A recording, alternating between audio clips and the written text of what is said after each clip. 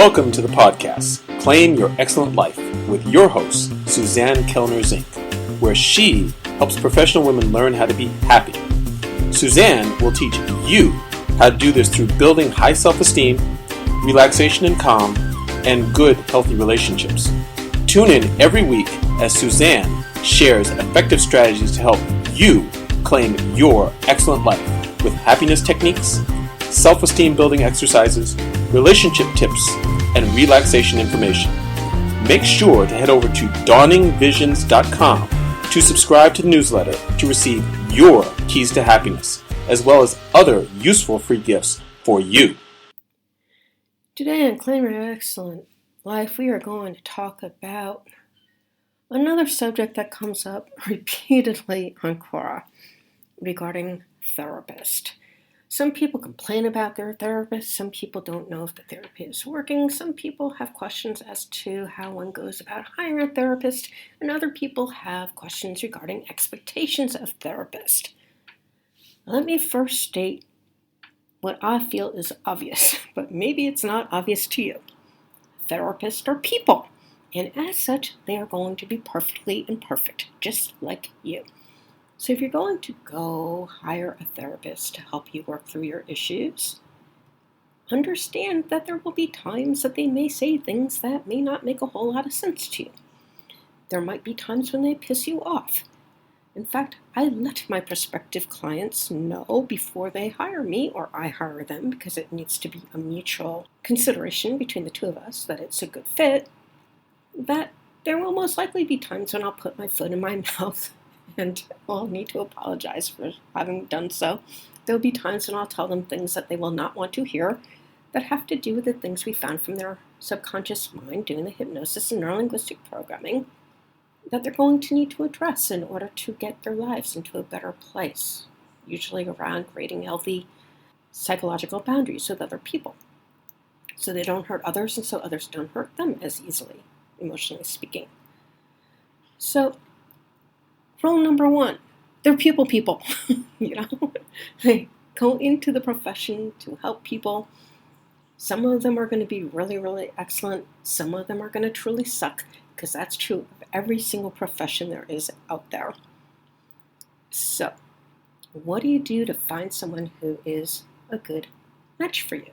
Well, the first thing you want to do is make sure that their background and their experience matches the issues that you have that you need to resolve.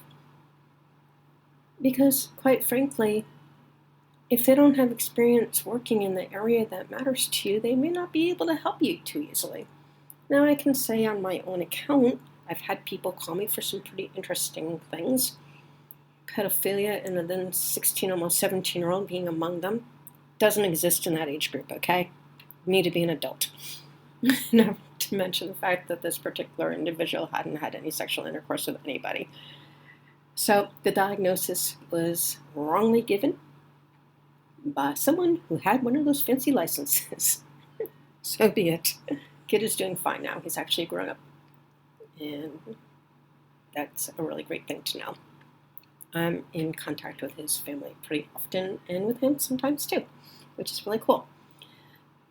So that's one thing. Another thing that you need to take under consideration is the way that they speak, the way that they talk. I tend to talk quickly. I am very direct. I hold my clients accountable so that they can learn and grow and do what they need to do. They're given homeworks to do, and they're expected to do their homeworks to move from one thing to the next, if that is part of the process. And if they're not willing to do that, then I tell them not to sign on to work with me, because it will be a disaster, pure and simple.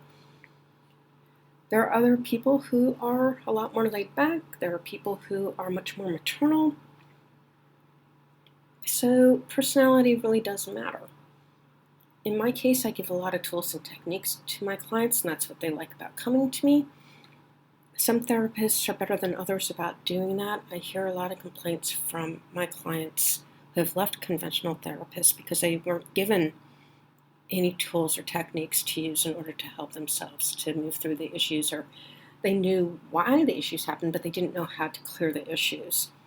So ask the person that you're employing, what are the tools and techniques they're going to be using in order to help you to overcome these problems, and make sure they have some. Because if they don't, that's going to be a problem if you don't want to be talking about the same old thing over and over again every freaking session. And trust me, that's not helpful either. If you find yourself talking about the same thing over and over again every session, you're just going to get more and more upset and frustrated because it reinvigorates the problem. It doesn't clear the problem. These are two different things, which is why I'm not a conventional therapist. I don't believe in rehashing the same traumas over and over again. It just reinvigorates the problem, making it worse, which is why I am a hypnotist. I believe in clearing the problem. But there's people who are fearful of it, so conventional therapy is the way to go.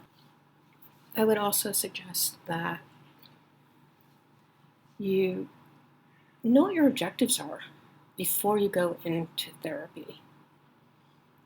This is certainly something that is very important for anyone that I work with in my practice.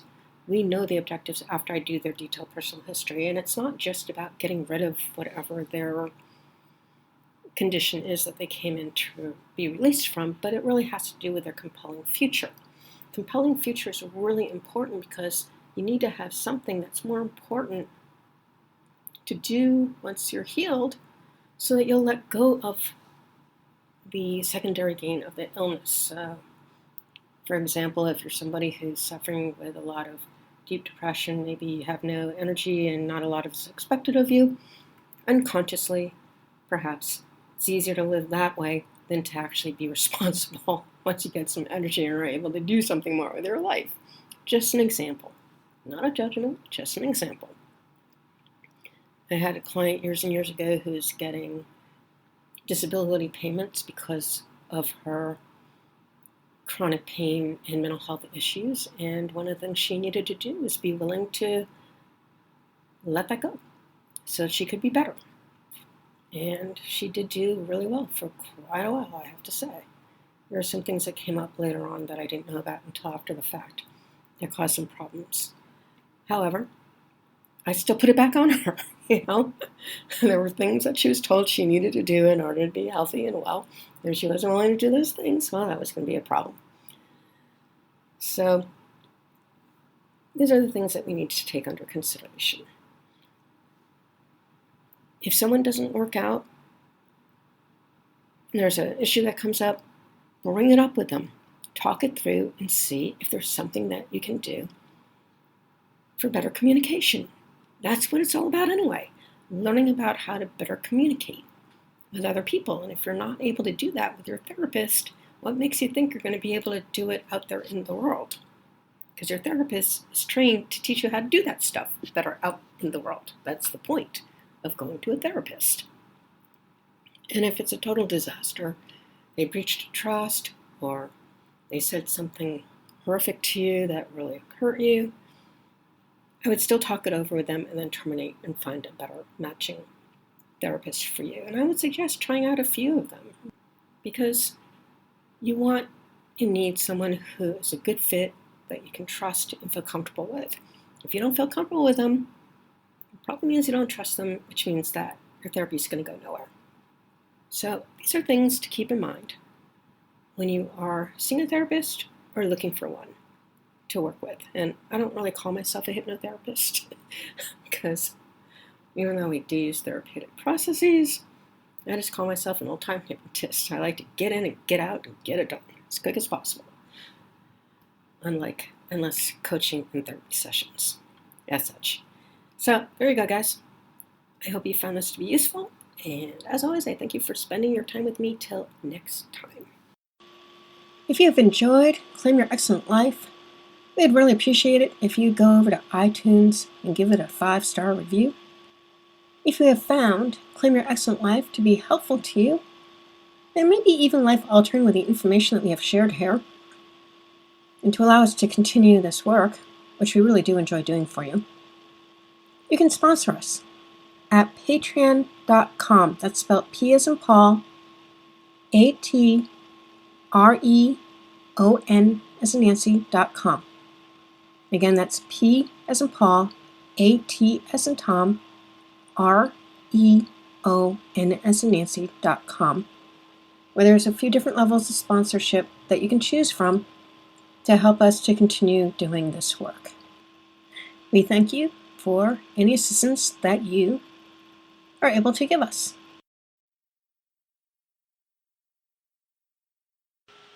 Thank you for listening to the podcast, Claim Your Excellent Life, with your host, Suzanne Kellner-Zinck, where she helps professional women learn how to be happy. Suzanne teaches you how to do this through building high self-esteem, relaxation and calm, and good, healthy relationships. Tune in every week as Suzanne shares effective strategies to help you claim your excellent life with happiness techniques, self-esteem building exercises, relationship tips, and relaxation information. Make sure to head over to dawningvisions.com to subscribe to the newsletter to receive your keys to happiness, as well as other useful free gifts for you.